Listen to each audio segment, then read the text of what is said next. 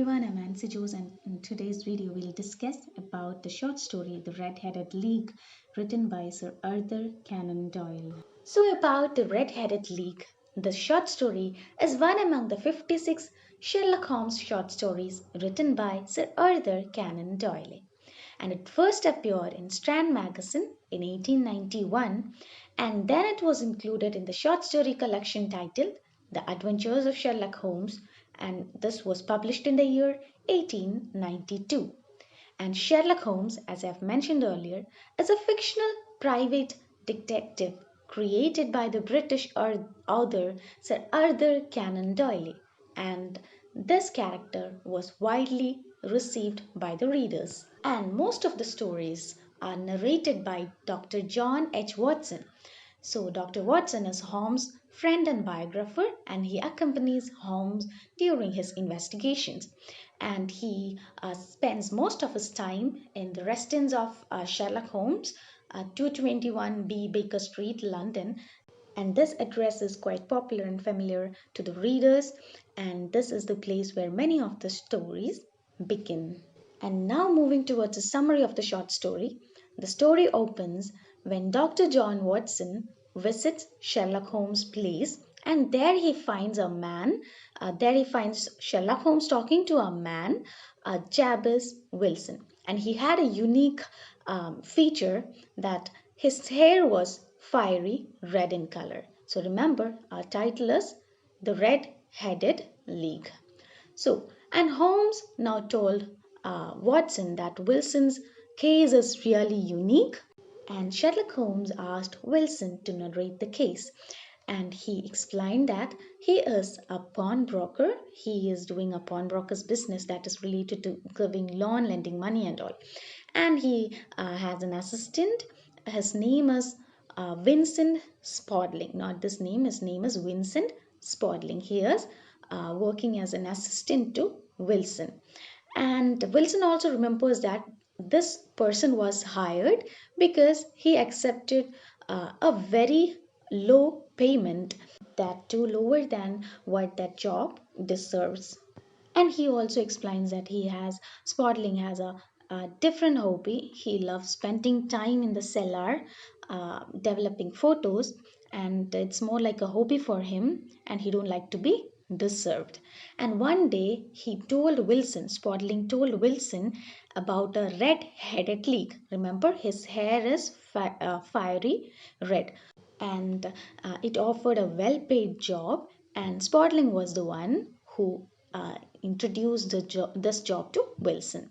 And they went together to the office of the Red-Headed League and met the manager of the Red-Headed League, Duncan Rose. And he hired Wilson and told him that the job is to copy down the Encyclopedia Britannica from 10 o'clock to 2 o'clock in the afternoon, and he was assured a fair, good amount as payment. And the only condition that was placed before him, that under any situation he is not allowed to leave that office in during that time.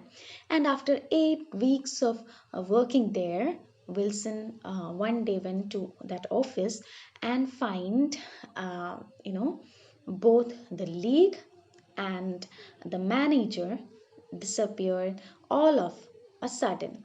And then he decided to contact the detective Sherlock Holmes to find out this mystery or the reason behind their disappearance. And then Sherlock Holmes asked him about Vincent Spaulding. Remember, the assistant who recommended this job.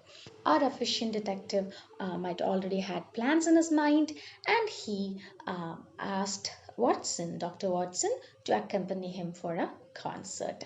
And on their way, they stopped at Wilson's shop. And Holmes explored the area and he checked everywhere. He, with his walking stick, he, hit the ground, and then he knocked at the door, and Spaulding opened it.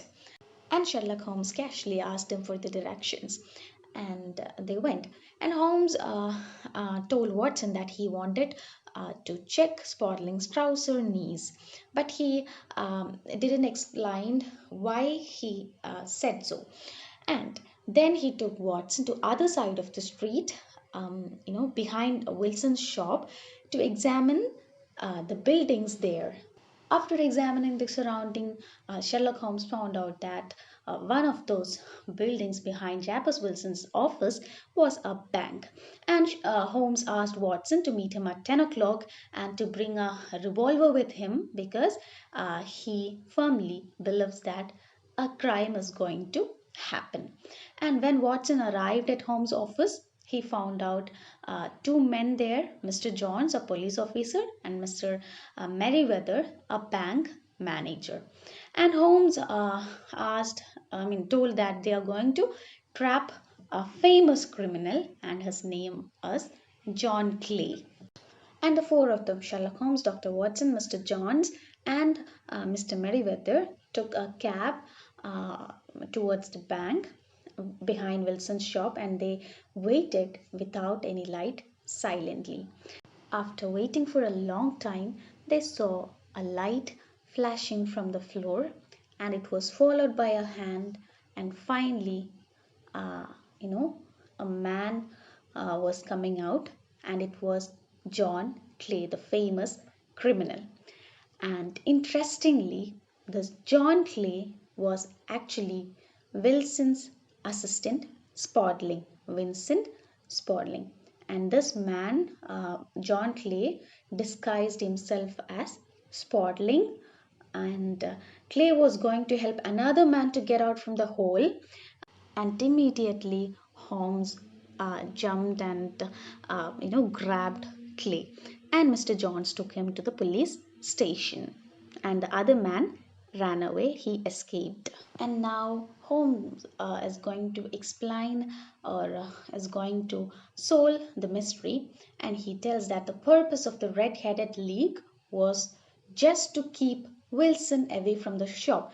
Remember, he was asked, the only condition that was set was not to leave the office during the work time.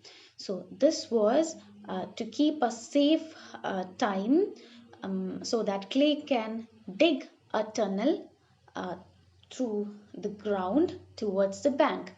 And this was the reason why he accepted so little money for uh, his work.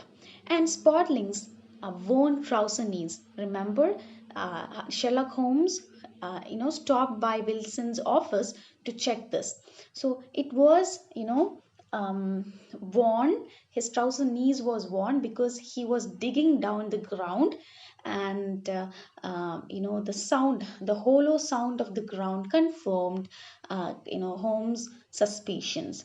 And lastly, the sudden disappearance of the red-headed league made Holmes guess that the crime is going to be committed soon.